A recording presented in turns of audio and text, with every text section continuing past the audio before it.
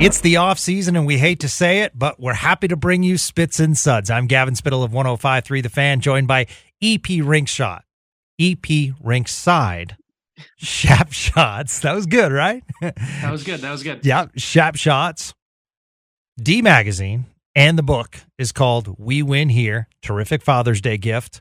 And the author of that is Sean Shapiro, and we have reconnected. You get to spend some time with your family. Well, you actually went to the Stanley Cup. I did. I'm actually home right now for a little bit between. I was out in Vegas for game 1 and 2 earlier this week. Took a red eye home after the game Monday night. There was a lot of.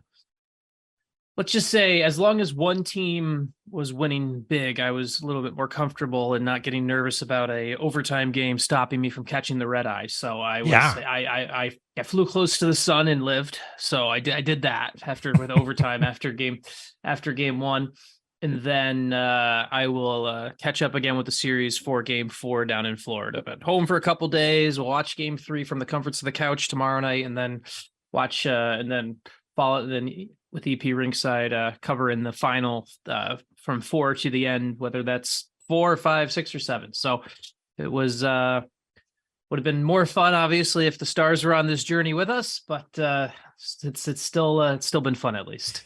How do you think the Stars would have matched up with Florida stylistically after seeing what Vegas has done in the first couple of games? It's going to hurt Stars fans to hear this, but it's something where I think that Dallas probably would have been the better team against Florida. I think after seeing a couple games, I think Florida is a team that is Florida is a team that is obviously a good team. They're in the final. They're in the final, but they are a team that is built largely on a couple of players, and the Stars would have been deeper than the Stars weren't as deep as Vegas, but the Stars would have been deeper than Florida. And we're seeing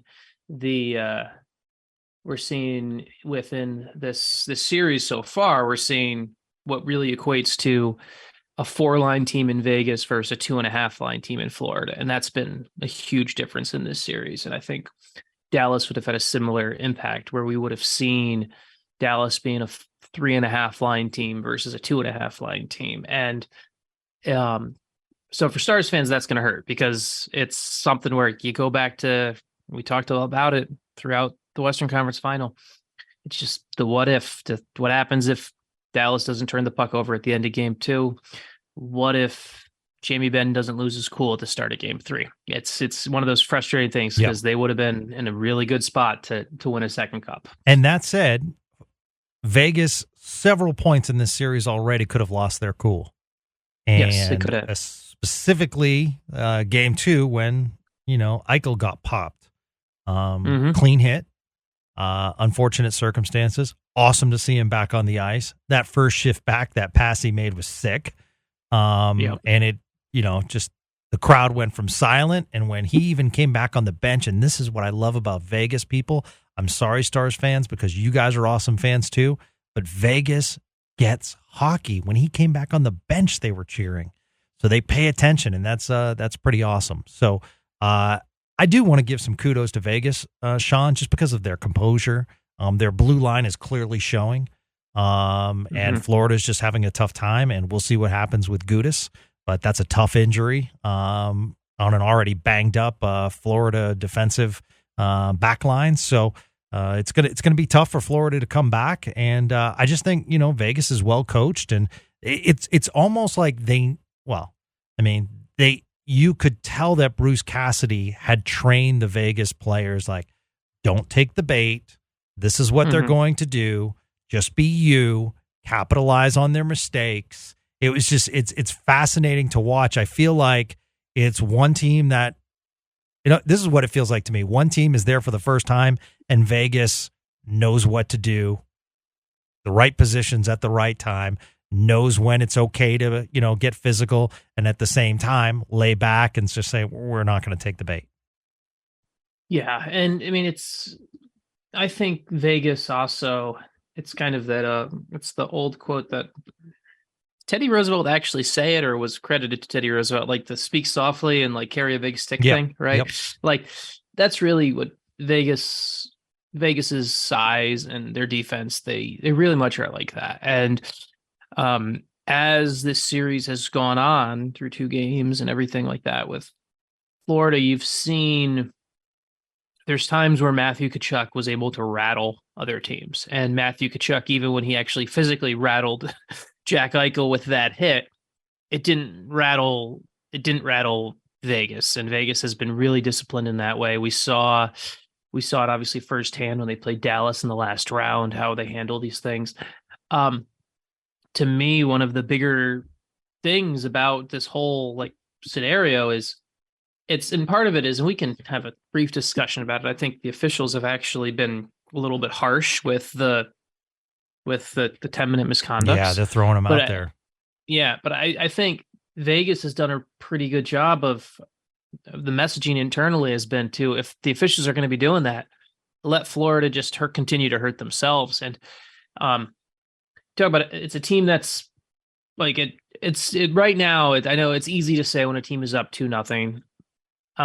But like Dallas was down 2-0 to Vegas, and you felt like anyone could still win the series. It wasn't until game 3 where the inevitability set in that Vegas was going to win in the cross check by Jamie and Mark Stone.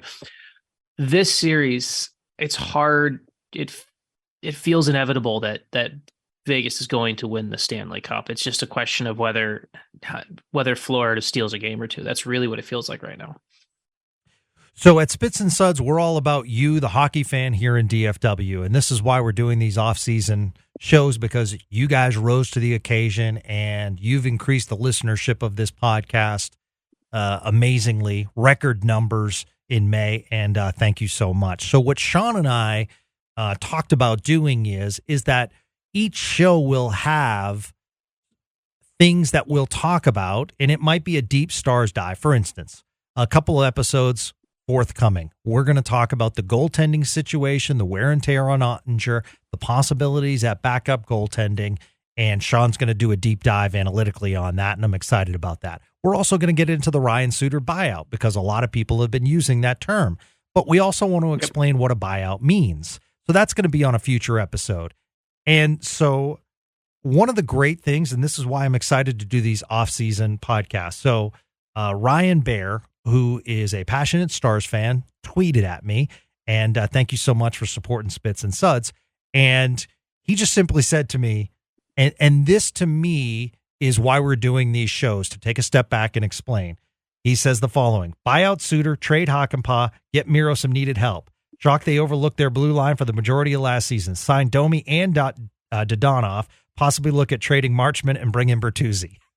So on the surface, absolutely love the passion. But when you break each one of those down, so many of those things can't happen. So that is a perspective of why I love doing Spits and Suds. So when we talk and we go around, we talked about, the Stanley Cup, and as you just heard, Sean's perspective, if the Stars were in it. And now we're going to get into different scenarios with the NHL and how it affects the Stars.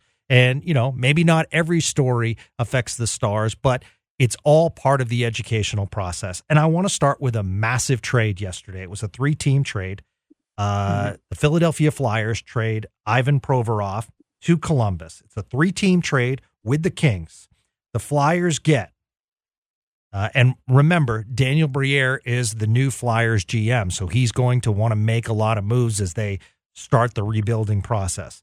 The Flyers get the Jackets' 22nd pick overall. They get Cal Peterson, Sean Walker, Helgi Grans, and they also get either Columbus's 24th or 25th second-round pick, and they get LA's 2024 second-round pick. So that's a massive trade. Tell us about Provorov, where you think he ranks as NHL defenseman. And the reason I ask this, Sean, is because a lot of Stars fans are like, we need to go out and get another defenseman. Well, where does Provorov lie in as far as defenseman? Because you see right there, a lot of picks given up and some assets the Stars don't have this year, as well as giving up some players. Yeah, it's a really interesting trade too, because defenseman trades are they rarely set precedent for each other in a weird way. Like goaltend, like if you lay out a goalie trade or a top forward trade, all of a sudden you can start to see how they connect. But like you look what Provorov gets moved for, and you look at what Chychrun gets moved for, and like they don't correlate. It's very weird, and I think it's part of the reason is because the role of the defenseman in the NHL is changing, and what some value versus some other. So it's not like as cut and dry when it comes to position of trade. So it's a very weird position when it comes to trade. Like I'm not a big Provorov. Like I think Provorov's a fine defenseman, but I think he is a bit of a. I don't have how hold him in as high regards as clearly the Blue Jackets do or some other people do. I think Philly actually. I look at this trade and I think Philly did a wonderful job in this deal, because I think Provorov is the type of player who he can eat some minutes and everything like that, but I don't really see. He's always seemed that you could find someone if you're building a team that's really trying to contend and win something. I would much rather have a guy like Chychrun who went to Ottawa, obviously. I would rather have Gavrikov, who like Columbus went and got Provorov, but they traded Gavrikov during the season to LA. I would have rather kept Gavrikov personally. I think so Provorov to me is something where like some coaches will find good use for him. I'm not the biggest Provorov fan. I just don't. His game to me is a little bit overrated. I also think Philly to get the number of picks they did, to go into the rebuild like this. And then I think the big one that is, I want to make sure I have his name right. The prospect that you got from LA. What was his name? Make sure I have that right. Helge Grans. Yeah. I talked to somebody who looked at him as as either the Kings in their view, and either the Kings kind of second or third best prospect. So to bring in a prospect who instantly becomes a top 5 prospect for Philly, like kudos to Danny Briere on your first trade on this and getting all of this done. I don't really understand I understand why Philly did this clearly. I understand why LA did this. I don't like giving up Grans from an LA perspective, but the big one is they had to get out of that Cal Peterson contract, right? Like the Kings needed to get that contract moved. So the Kings get out of that, cleared up some cap space. Cap space is king. I don't understand the Provorov deal from a Columbus perspective. Like I obviously Kekalainen must really like him, but to me, Provorov is a guy who Provorov is a guy who, to me, he's at best a second pairing guy. And on a really, really good team, on a great team, he could even be a third pairing guy, where he's a guy that you add to that piece. I don't really want to build my top 4 around him. And that's kind of feels what Columbus is doing here with him. And so I get every team's involvement in this, and I'm sure someone in Columbus will jump down my throat and think this is a great trade. But for me, I don't really understand why Columbus was willing to spend so much on Provorov, especially when the market for defensemen can change so rapidly. I'd much rather spend what Ottawa spent to get Chychrun. I'd much rather spend what some other things have been spent on defensemen. It's just kind of the weird nature of the defenseman market. Like defenseman trades are usually like operated and made more on feeling than actual hard fact, because the hard fact of what one GM might feel about Ryan Suter versus another, or what one feels program for that. It's a very interesting trade overall, but it's hard to use as a market setter because of the nature of the position and the nature of the player. So I'm just not the big, and as you can hear in my voice, like I think Provorov's a fine player. I just don't think he's worth this much in a trade market, in the trade market. So. Well, yeah, I mean, kudos to Daniel Briere. Stick tap to him. My God. Completely agree. And it's going to be kind of a semi-fire sale in Philly as they try to rebuild. And the one I would caution them from trading on because I hear it pops up. Is if I'm Philly, I'm not moving on from Carter Hart yet. I agree.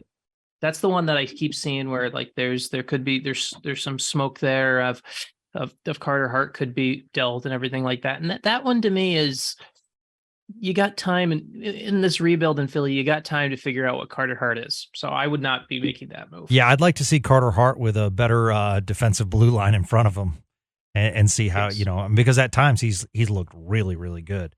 Yes. Okay, so the question is, does this trade, even though it hasn't been official, big news in NHL circles, Mike Babcock could possibly be, or what people are saying, is the likely replacement in Columbus, which I find interesting because the Toronto contract is just about up on Mike Babcock. We have completely forgot that he was still under contract for Toronto for all these years, or at least I had.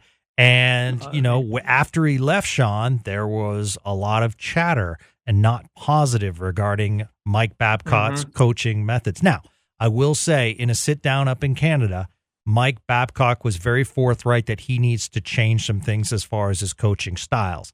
I guess that remains to be seen. So it's kind of interesting in a couple of things. Like, I find it fascinating that Columbus is going back and picking Babcock when, there might have been some other candidates out there. I also find it interesting from a Johnny Gaudreau standpoint because the Blue Jackets star left Darryl Sutter in Calgary and chose Columbus over Philadelphia, over New Jersey, and wanted to be in Columbus. And I'm interested to see how Babcock's, if he does in fact is officially named the head coach, how his style will match with Johnny Gaudreau. Well, and he will be the head coach, right? Like there's enough. Yeah, we know that's happening. It's the biggest deal. So the big thing about the Babcock deal is, and it's the reason why he's not officially the head coach yet, is his contract. He signed an 8-year deal with Toronto before the 2015-16 season. Mike Babcock has not coached in the league since it was in the last 3 years, right? Yep. He's been making $6.25 million per year to not coach in the NHL the past 3 years. He's made $18 million to just. He hasn't even been sitting at home. He took he did some volunteer coaching with the Canadian college team, and the intent of doing the volunteer coaching was to protect that $6.25 million he was making per year. If he takes a job, a paid professional hockey job, anytime before June 30th. He forfeits some money. So the reason this won't be announced till July 1st is Mike Babcock wants to get every single penny out of the Toronto Maple Leafs. So I mean, he's banked $18 million in the last 3 years to not coach. He will be the coach. I understand Babcock has spoken and said that he's changed and he has to change his style and everything like that. And I get that. It's very hard. It's very hard for me to believe that without proof, just because when you hear some of the people that talk about, you hear what Mitch Marner said, you hear what Johan Franzen said, guys who are pretty well respected in their respective eras.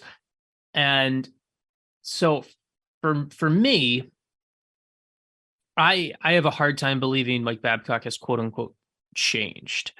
I even doing something in an interview and everything like that. While it's a start, you need to see some more proof to that. And I know they'll say he did some volunteer coaching with Canadian college. And honestly, if he really cared about changing his perception and his style and everything like that, like, I don't know.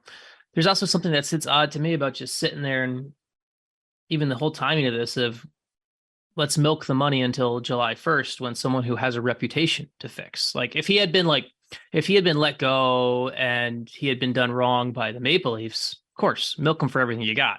But when you're the one who's got the reputation to fix and things like that, it almost feels a bit weird to me that he's been sitting there just collecting money as opposed to actually taking some action to do this. So between You're right. The Gaudreau thing is like it. Johnny Gaudreau signed with Columbus to get closer to home, and I don't think this is what he would have expected. What he would have expected as his head coach in year two. Yeah. So I the Blue Jackets to me did the Blue Jackets taking a bit of the heel turn this summer was not something I would have expected. Yeah. But Yeah. it's happened. So I totally agree. And let's stay on the coaching carousel and get any thoughts that you might have. So far we have in Anaheim, Greg Cronin, who becomes a first-time NHL head coach, was in the minor leagues head coach. Peter Laviolette is no longer in Washington. Spencer Carberry, former player, takes over in Washington. We talked about Mike Babcock.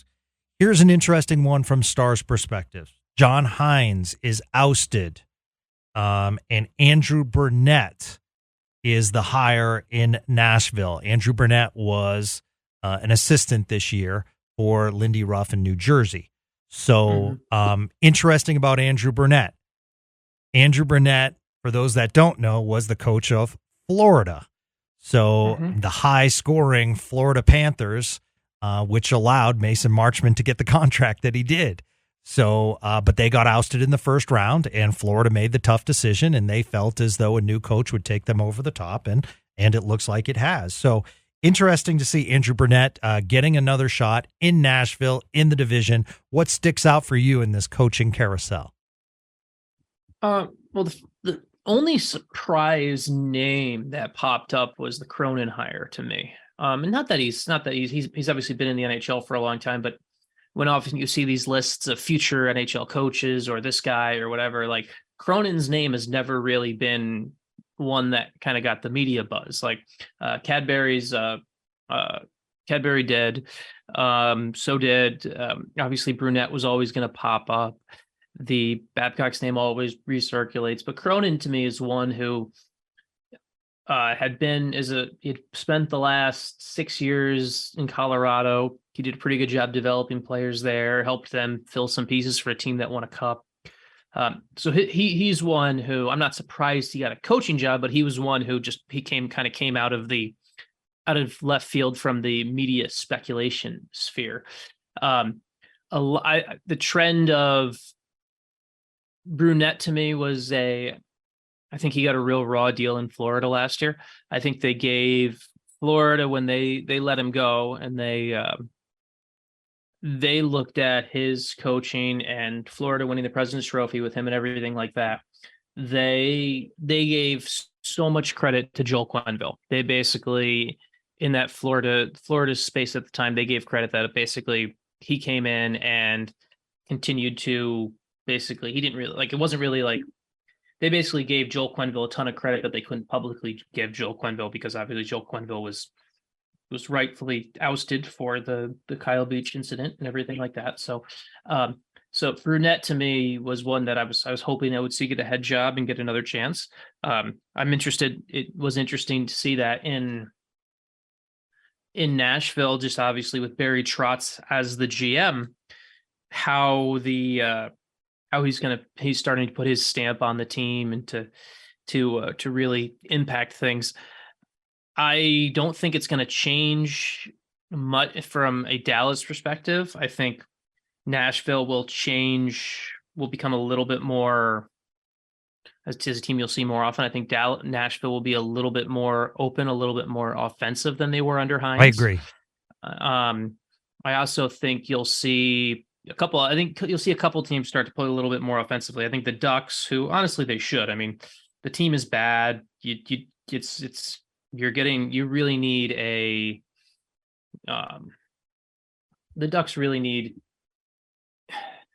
the Ducks need to put some butts in seats. Like, I think Cronin coached a style in Colorado where they'll get up and down. So I think there'll be some more. I mean, and plus they'll add Adam Fantilli to that team with Zegras and a couple other young good players. Like, I think the Ducks made a good move.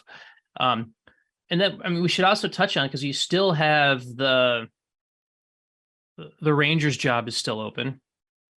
And is there another one I'm missing right now? Yes, Calgary. Calgary, yes. Yeah. the I look at the, like right now, obviously, I guess technically Columbus is technically vacant, but we know that we talked about that. I look at the Rangers job will be very interesting to see where they go on that, because I thought Gerard Gallant actually did a pretty fine job there, but that job is such a high pressure, high expectation job where it feels like there'll be, I mean, it feels like John Hines. It just feels like to me like John Hines will end up in the Rangers job. Like I just feel like they'll come to the point where they want to hire someone who they won't want to go too far outside the box. I feel like we'll see that there. And I almost wonder if we'll see the carousel spin with Gallant going to Calgary.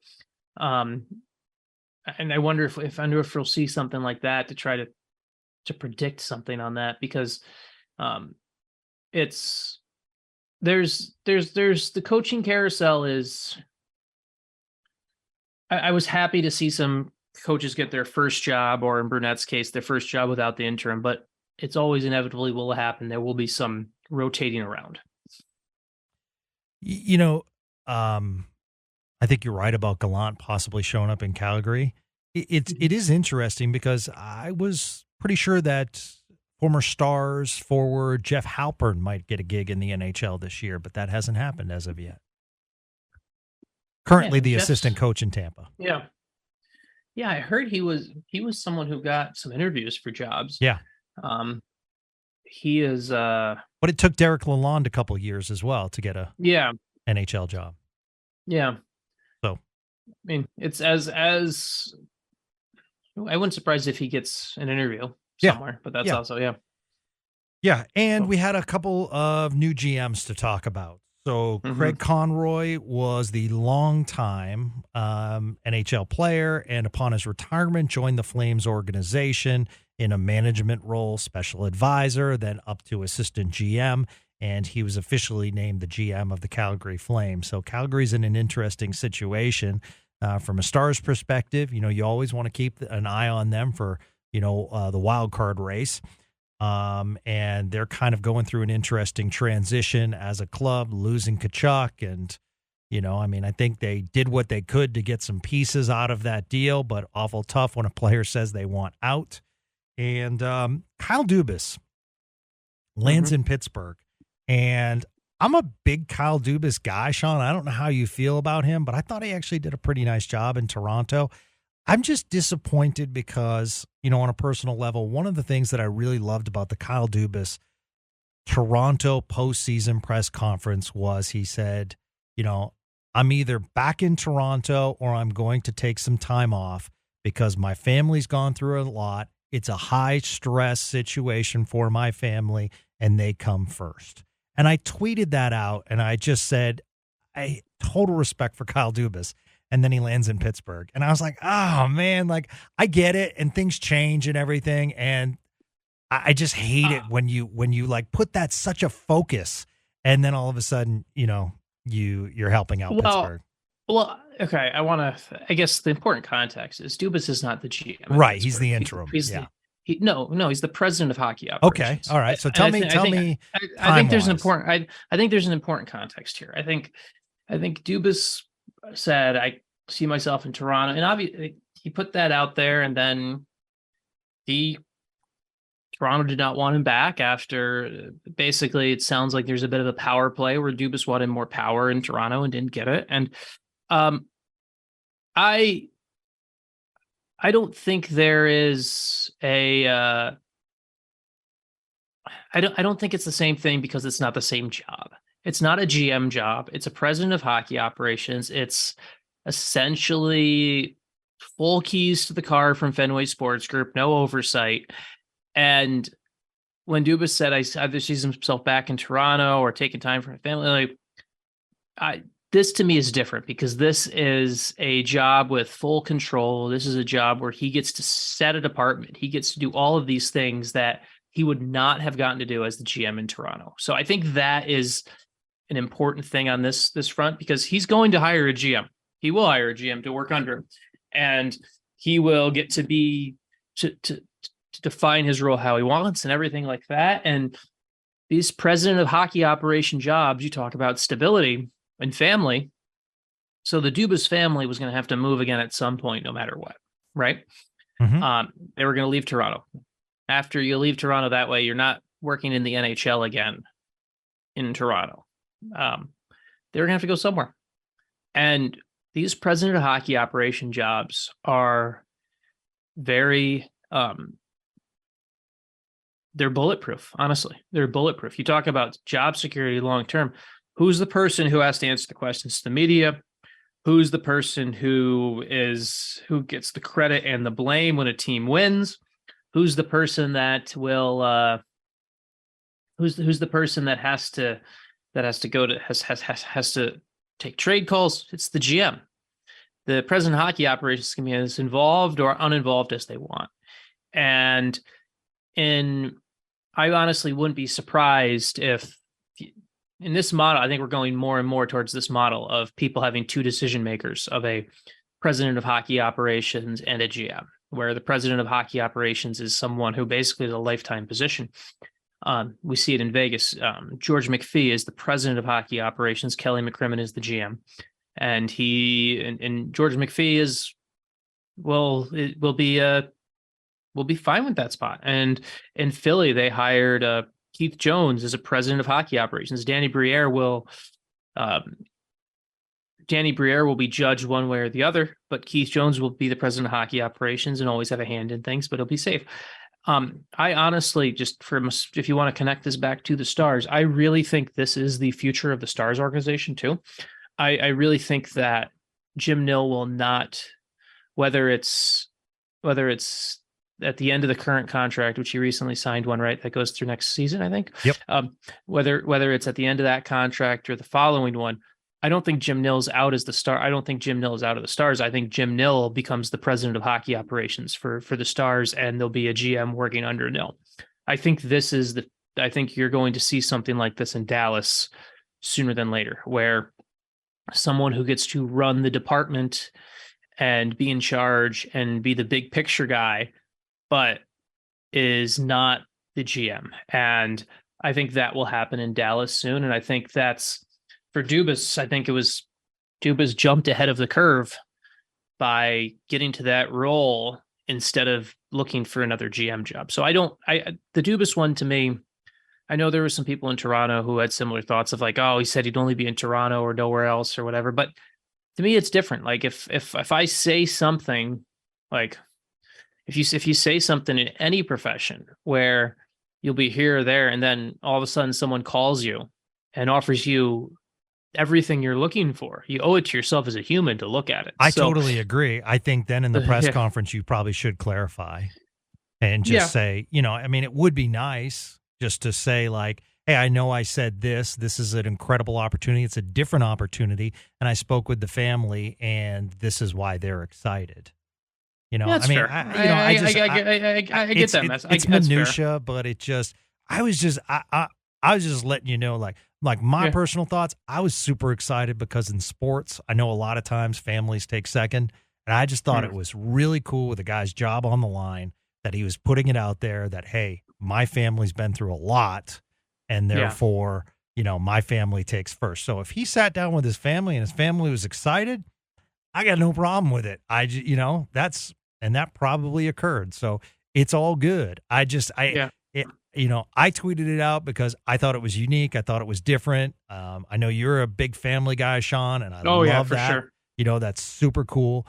So I just love when people are like, hey, I got a job that takes a lot of my time, but at the same time, my wife and my children are first. Oh, 100%. I really do. I do respect that a lot. Yeah. And I also respect from the family perspective, where you look at, for the Dubas family, they were going to have to move at some point. And I go back to that, where now they can plan on being in Pittsburgh for a long time, where these GM jobs are more fickle. So I look at it that way. A tough task ahead. I do wonder. I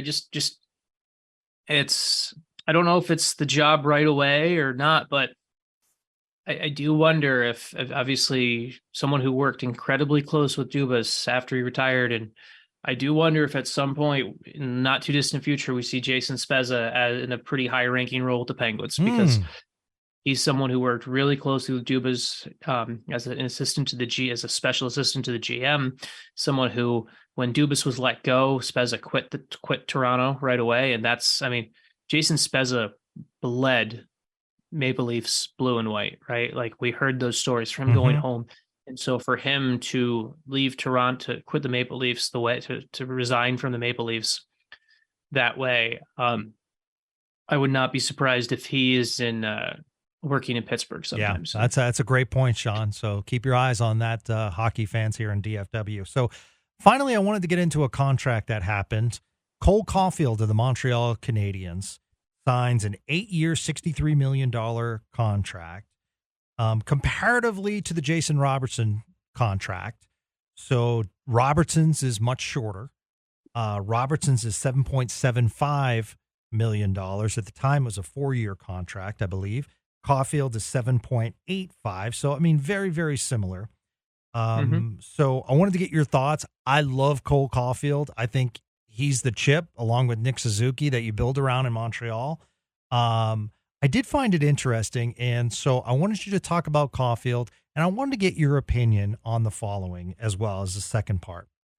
So Caufield gets a modified no-trade clause beginning in 2028-29, which I thought was pretty far away. So for Stars fans, I see Esa Lindell under a no movement. We know about Sagan and Ben, and they were big when they signed the contract. But then I see clauses in Mason Marchment's contract. Do you feel as though Stars management kind of throws in trade clauses or a little too early, or is this the norm going around the NHL? I think the Stars use them more. How the Stars use them is more effective as a some teams do not use no trade clauses, right? Like the Nashville Predators were pretty famous until Pekka Rinne and Philip Forsberg got them. Never gave out no trade clauses at all. It's just something David Poile didn't do. Jim Nill is he brings his loyalty to the table when he talks to people, and Jim can be very loyal to a fault at times. And part of that comes in with how he's willing to give players no trade and no movement clauses. It's one of the ways Jim wants to differentiate himself from some of the other, in the NHL, when you have advantages, you got to use them. So Dallas, Nashville, Tampa, Florida, Vegas. Is that it for the no state tax? Those are the 5 no state tax teams, right? Am I missing one? I think those are the 5. I think those are the 5 no state tax teams. Yep. So those teams have the advantage of no state tax, where Jason Robertson's contract in Dallas is worth much more, even though he's making a 7.75 for Jason, right? Is a little bit a less cap hit, but he's actually making more than Cole Caufield this year with be taken to Montreal and Quebec and Canadian taxes and everything like that. So of those teams in the non-state taxes, the Vegases, the Floridas, the Nashvilles, Dallas is really the only one that throws around the no trade clause. And that's one of the things that players like Joe Pavelski notice. It's one of the things that I'm sure when having the discussion with Evgeny Dadonov, he will definitely notice it, because he was traded out of Vegas when they tried to trade him twice. They tried to void his no trade clause. So I think there needs to be some more restraint in how the Stars do it. I don't think a full don't give out no trade clauses policy is good, because it goes against a bit of the loyalty ethos that does bring some players here. But I do think there needs to be a better restraint and understanding of when and how to use it. If Cole Caufield had gotten this deal from Jim Nill, he would have had way more trade protection. That's just the way Jim operates. And I think finding a bit of restraint there. I mean, onto the Caufield deal itself. I think it's going to look really good in a couple of years. Yep. Like I think it's maybe the value for Caufield with the current flat cap, it's only going to go up $1 million next year. Maybe it's going to be a bit much, but the Canadians are rebuilding. It's fine. I think paying Caufield 7.8 in 27, 28, 28, 29. I think that's going to look like a great deal for Montreal. That's where this deal is going to really allow the Canadians, with some of their other younger players, to have the space to get that other piece to really contend. Where on the flip side, the Stars are going to have to pay. They're going to have to pay up for Jason Robertson. Like, Jason Robertson bet on himself, and with what Jason Robertson did this season and what we expect Jason Robertson to do the next 3 seasons on his deal, Jason Robertson is going to make a lot more money in the long run by signing the shorter deal. And it's there's different ways to go about it, and it's interesting to see. The Caufield deal is one where it's like Cole Caufield's, look up who Cole Caufield's agent is, because obviously Kent Hughes is the GM in Montreal. He's a former agent, and it's the type of deal. Cole Caufield signed the deal that you typically. Oh, Pat Brisson is his agent. Okay. Cole Caufield signed the deal that most agents would like. You would feel like the agent would be like, hey, let's take the 3 to 4 year deal and get ourselves more max earning, where it feels like the Kent Hughes in Montreal, the GM there, being a former agent, kind of pulled a fast one over a former, not colleague, but competitor, I guess it feels like almost. But I love Caufield. I love his game. I think he's going to be a great player, especially as the game gets faster and faster. And this deal is going to look really, really good for Montreal in 3 to 4 years. And I will say this, like, at the time when Sagan was signed and Ben were signed, and they're still really good players, but, they were performing really well at the time. So, that's what happens. And you're betting on a Miro Heiskanen to continue getting better. You're betting on a Rope Hintz, because I'm sure there's not many Stars fans that wouldn't say Rope Hintz and Miro Heiskanen and Jason Robertson and Jake Ottinger are not worth those deals that they currently have. Yeah. Oh, that's fair. So to end, Sunday, June 18th is Father's Day. And there's a book that Amazon rates as 5 stars called We Win Here. And there's plenty of time still to get it. And I wanted to ask, because I don't want to give the whole book away, but there's some great stories about what's going on in Cedar Park, and some of the great stories of your current Dallas Stars and, the Texas Stars.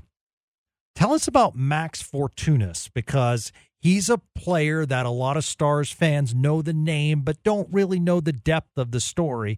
And you guys go into it as far as him being a quote-unquote Texas Stars legend, let's just say. He is. He is. It's please buy the book, everyone. Please read the book. It's a really good read. I say is my biased opinion, but it's so Max Fortunas to me is, for a long time, people would look up to the rafters in Dallas and wonder why 56 wasn't retired. And to me, and Stephen Meserve, who was my co-author on this book, Max Fortunas, you look up to the rafters in Cedar Park and you'll wonder why 18 isn't retired. 18 should be right up there next to number 23, Travis Morin's number. Travis Morin is obviously the greatest player in franchise history. But Max Fortunas is the goal and point of an AHL team is to grow and build younger players for your NHL team. If you win some games along the way, that's great. Texas Stars were able to do both because of players like Max Fortunas. He was the captain. He was the longest serving captain in team history. When the team won the Calder Cup, he was the captain. He will probably be in the AHL Hall of Fame. Every year they induct and he will probably be an AHL Hall of Famer at some point here, sooner than later. What Fortuna's to me, the great thing about what Fortunus brought was he was always that piece that allowed he could be your top pairing defenseman in Texas, or it could be your third pairing guy. He always played the role that allowed the prospect and the young kid to take the next step. He never got in the way. He always helped the guy move up.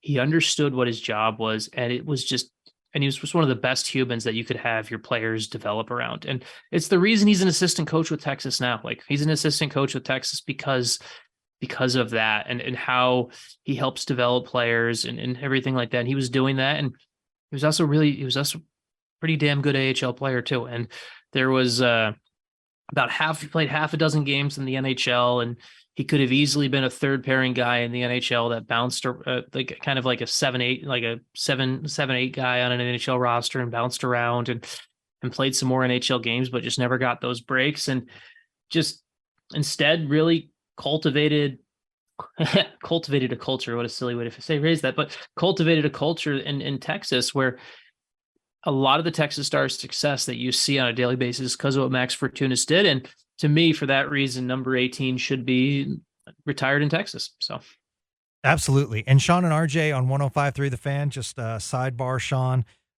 we're doing, due to the unfortunate Tommy John surgery that Jacob deGrom has to have, and we won't see him till late next year.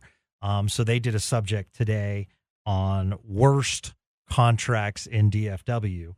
And I texted them and I said, Martin Hanzal, signed by the Stars in 2017, 3 years, $14.25 million, played in only 45 games over 3 years, 12 points total. That's over $1 million per point. Yeah, that's a good one. I mean, I was just trying to think of like old stars that would be known as bad. Alec Hemsky probably would be another one. I mean, really good player, just never could stay on the ice. Yeah, but I mean, he was okay. Yeah. I mean, not as much because he didn't sign the contract with Dallas, but there is some. In the summer of 2017, the Stars make a big deal of bringing in Martin Hanzal and Mark Mathot, and the two of them standing side by side and everything like that. And they just, I think combined, they played less than 100 games combined for the team. I think it was. So it was. But Hands was a really good one.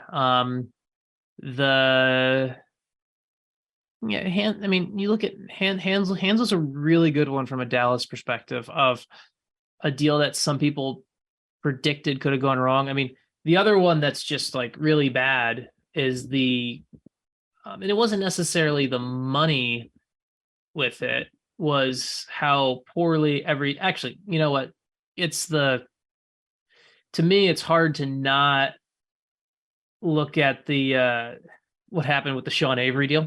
Oh, right? Yes. That's a good one. Yeah. Like it was like 4 years, 16 million or something like that. And he early on gets suspended about people talking about his sloppy seconds. And yes. And then the Stars literally waived him. And yes.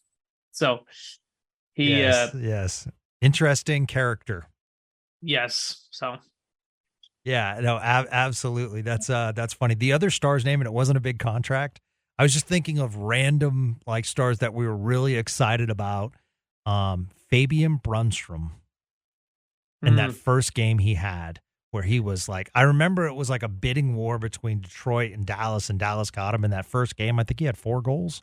And just just never became the NHL player we wanted to. But that's not a bad contract though. So that's no. Yeah. I thought it was an interesting topic. It blew up on the air. Yeah. Lots of different names being thrown out, and they did get the Hanzal contract. I just thought like over $1 million a point. Wow. That's pretty amazing. So my friend, I'm glad your wife is still with you after our post-game shows.